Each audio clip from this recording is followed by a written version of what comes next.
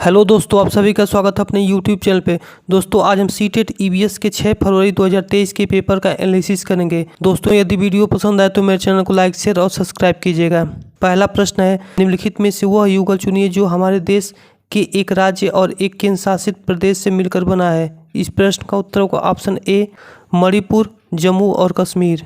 अगला प्रश्न है, भारत के 3 समुद्र तटीय राज्य हैं। दोस्तों इस प्रश्न का उत्तर गलत है, क्योंकि महाराष्ट्र और गुजरात अरब सागर के तट पर स्थित हैं तथा उड़ीसा और आंध्र प्रदेश बंगाल की खाड़ी के तट पर स्थित है। इसलिए इन चारों विकल्प में कोई भी तर्कसंगत विकल्प नहीं है। अगला प्रश्न है, मध्य प्रदेश के 3 निकटवर्ती राज्य हैं। इस प्रश्न का उत्तर होगा ऑप्शन ए गुजरात, महाराष्ट्र, छत्तीसगढ़। अगला प्रश्न है, नीचे दिए गए किस राज्य के पहाड़ों के जंगलों में लोग झूम खेती के तरीके को अपनाते हैं। इस प्रश्न का उत्तर होगा ऑप्शन बी मिजोरम।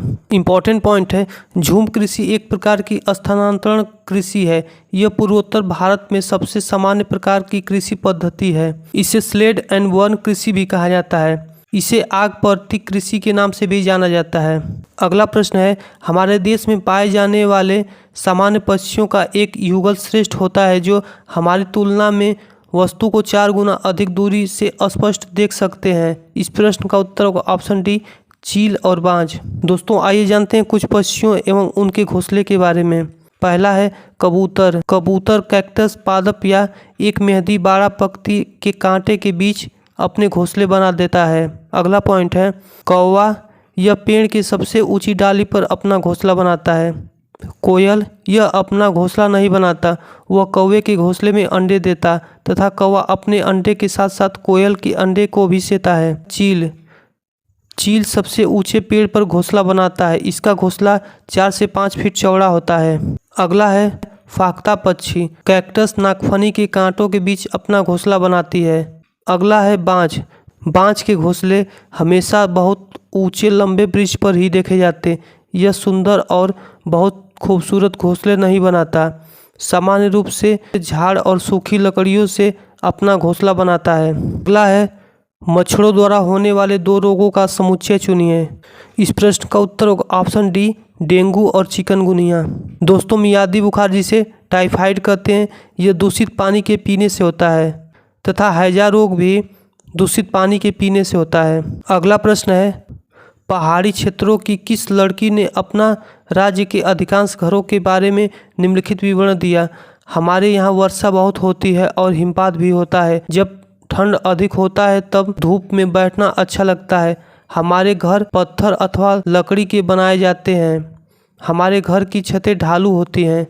यह राज्य होना चाहिए। इस प्रश्न का उत्तर होगा option A Himachal Pradesh. Important point है, लद्दाख में घर लकड़ी के बने होते हैं, ढलान वाली छत और बर्फ से ढके होते हैं। असम के घर मजबूत बांस के खंभे जो 10 से 12 फीट के होते हैं और लकड़ी से बनाया जाता है। अगला है कश्मीर में कुछ पुराने घरों में एक विशेष प्रकार की खिड़की होती है जो दीवार से निकलती हैं, इसे डाब कहा जाता है। अगला प्रश्न है, डल झील हमारे देश का एक प्रसिद्ध पर्यटन स्थल है जिसमें हाउस बोट है जिसमें लोग रहना पसंद करते हैं। वे शिकारा में बैठकर चप्पू चलाना चाहते हैं। यह झील किस शहर में स्थित है? वह शहर है। इस प्रश्न का उत्तर होगा ऑप्शन डी श्रीनगर।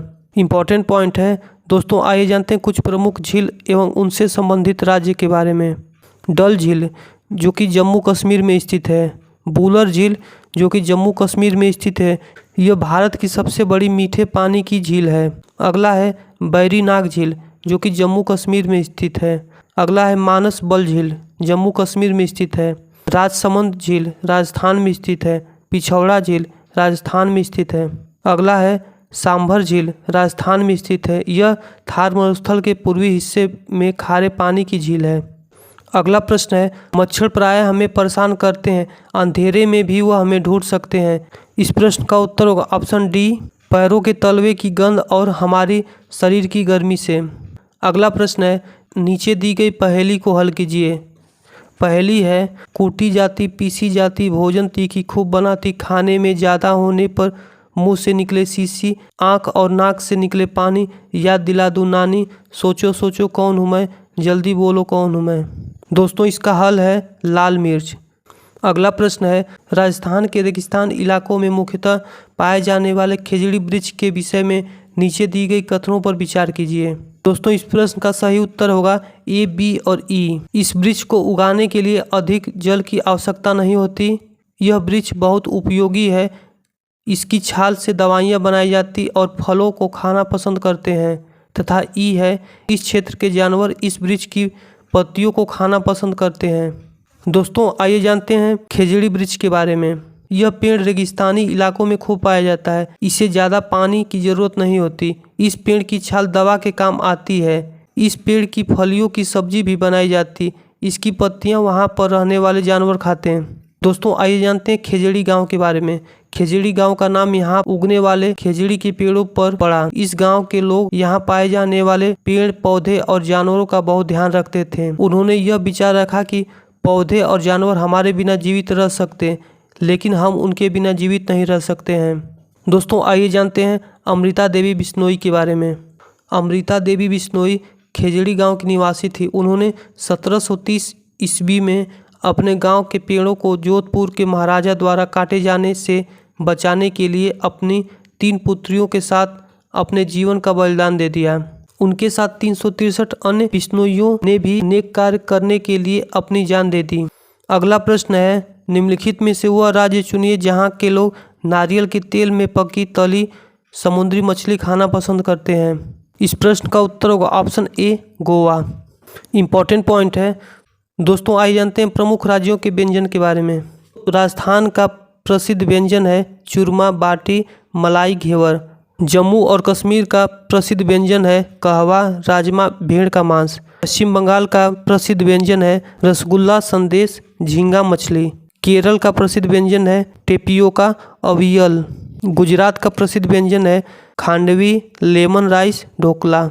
महाराष्ट्र का प्रसिद्ध व्यंजन है बड़ा पाव, पाव भाजी, साग पूरी। तथा पंजाब का प्रसिद्ध व्यंजन है मक्की की रोटी, सरसों का साग। अगला प्रश्न है, पर्यावरण अध्ययन ज़्यादा प्रभावशाली होगा यदि शिक्षक।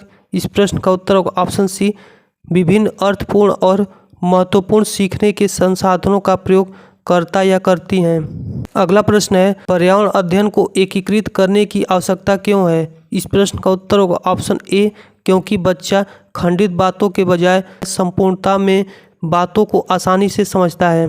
अगला प्रश्न है, निम्नलिखित तकनीकों में से रेटिंग स्केल में कौन सी तकनीक का उपयोग होता है। इस प्रश्न का उत्तर होगा ऑप्शन सी, अवलोकन। अगला प्रश्न है, निम्नलिखित में से कौन सा पर्यावरण अध्ययन में सीखने का रचनात्मक आकलन का साधन नहीं है। इस प्रश्न का उत्तर होगा ऑप्शन ए, वार्षिक उपलब्धि परीक्षण। अगला प्रश्न है, पर्यावरण अध्ययन में मानचित्र पढ़ाना एक आवश्यक कौशल विकसित करना है, वह कौशल है। इस प्रश्न का उत्तर होगा ऑप्शन डी, स्थान, दूरी और दिशाओं की सापेक्ष स्थिति को समझने का कौशल। अगला प्रश्न है, शिक्षक क्या डूबा क्या तैरा पानी में से संबंधित एक प्रयोग का संचालन करता है। विद्यार्थियों में निम्नलिखित में से कौन सी प्रक्रिया कौशल का विकास होगा। इस प्रश्न का उत्तर होगा ऑप्शन ए, अवलोकन। अगला प्रश्न है, पर्यावरण अध्ययन को शिक्षण में प्रक्रिया कौशल को प्रोत्साहित करना चाहिए, जो कि पूछताछ आधारित प्रायोगिक अधिगम का मूल है। निम्नलिखित में से कौन सा एक प्रक्रिया कौशल नहीं है। इस प्रश्न का उत्तर होगा ऑप्शन सी, निर्धारित करना।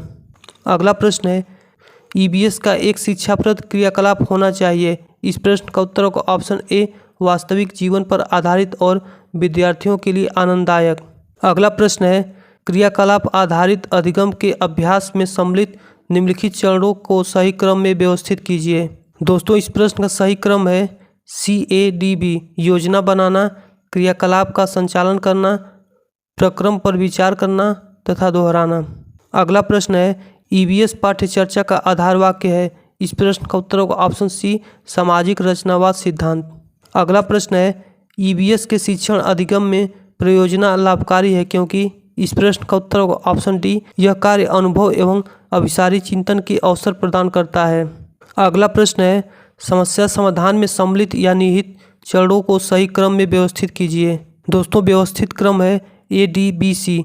समस्या को परिभाषित कीजिए, समस्या का विश्लेषण कीजिए, क्रिया के लिए संभावित योजना पर चर्चा कीजिए तथा परिणाम का मूल्यांकन कीजिए। अगला प्रश्न है, अधिविन्यास अथवा सत्रीय कार्य के विषय में कौन सा कथन सही है? इस प्रश्न का उत्तर ऑप्शन डी, अधिविन्यास स्वयं के विचारों का निर्माण और उन्हें स्पष्ट करने में मदद करते हैं। अगला प्रश्न है, ईवीएस में निम्नलिखित में से अधिगम के सामुदायिक संसाधनों के उदाहरण कौन से हैं? संसाधनों का सही समूह चुनें। इस प्रश्न का उत्तर ऑप्शन बी, बढ़ई, दुकानदार, शिक्षक, माता पिता।